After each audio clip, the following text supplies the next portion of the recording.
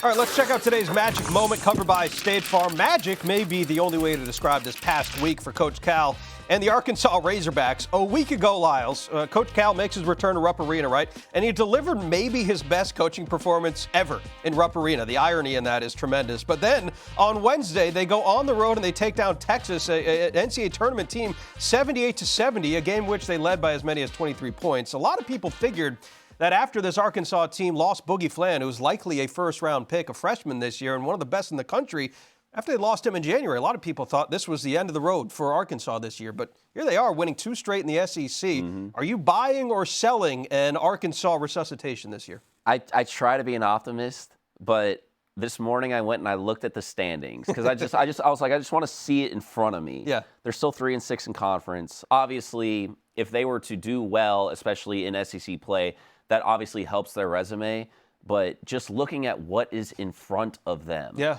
Like, this is not a bad basketball team by any means. No, it's but not. when you look at the standings, you would think that they are. And just seeing everything that's in front of them, I think the hill is a little bit too steep for them to climb. If you wanted to go glass half full, you could say, well, look at all the opportunities ahead of them that they have to win some games. But we'll see what happens with the Arkansas story. In the meantime, let's get our chief bracketologist, Joe Lunardi, in on this conversation.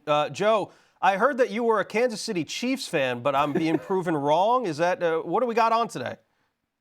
Yeah, I think the red would kind of clash with the background, so I didn't want to blend in. And, hey, born and bred a Philly guy, Big Five, Eagles, Phillies. I mean, what do you expect? And it's one of our own. It's Jason Kelce. There we go. Perfect. No, nothing better. Let's talk. And he signed it. And he signed it. Wow. How about that? Let's talk some basketball here because, Joe, it's like getting down to the stretch here. And I want to get your thoughts on this Arkansas situation here. I'm not saying that Arkansas is an NCAA tournament team. They are far from it at the moment. But when you look at the opportunities that they have this year, and we followed along the SEC storylines of how they're going to likely break the most teams making it in from the same conference that the Big East set back in, 2011. The SEC doesn't have a chance just to break it this year, Joe, but my point is they have a chance to really shatter it.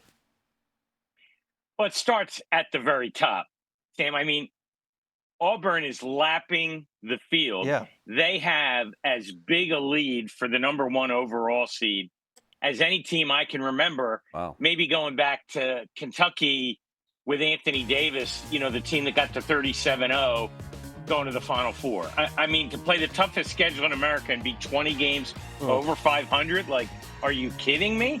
But that's what they are. And that was without their best player for a week or two. So, that's at the top of the SEC, but it's really in the middle and at the bottom where they're going to break the record. And you say Arkansas is far from an NCAA team. I think they're a lot closer than that. I have them as the first team out. Wow. Now, if they were to move in, and certainly a win over Alabama tonight would seemingly do that, pending results elsewhere, they wouldn't necessarily bump a fellow SEC rival, at least not immediately.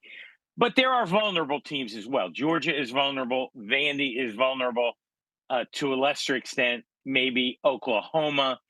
But at the end of the day, I would put the over for SEC teams in the tournament, whatever the line is, 11.5, let's say. I would take the over. And why aren't we setting a line for that, by the way? That's a good question. Yeah, we honestly should. And Joe, I'm curious from your perspective, because a lot of people can go look at any sort of stats, I like to call it box score watching, right? And just sort of look at the numbers and try to say, hey, this team might be a dark horse, that team might be a dark horse.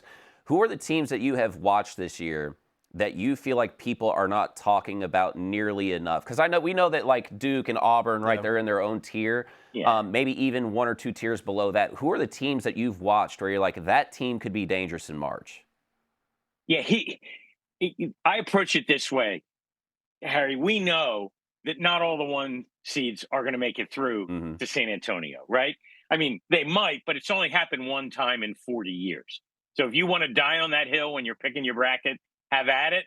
The odds are not in your favor. So I call them down ballot teams in the major conferences, flying under the radar a little bit, but who are picking up big wins, because of their own talent and the strength of their league. And a couple of weeks ago, I pointed out Texas A&M and Texas Tech. I also pointed out Oregon, so maybe we won't mention that. But Texas A&M is now up to a 2 seed. You know, Buzz Williams, experienced guy, taking multiple programs to the second weekend. Really like the Aggies. And Texas Tech, I thought, in the Big 12, kind of under the radar, you know, not Kansas, not Iowa State, not Arizona, which is a quiet 10-1 in that league after starting 4-5.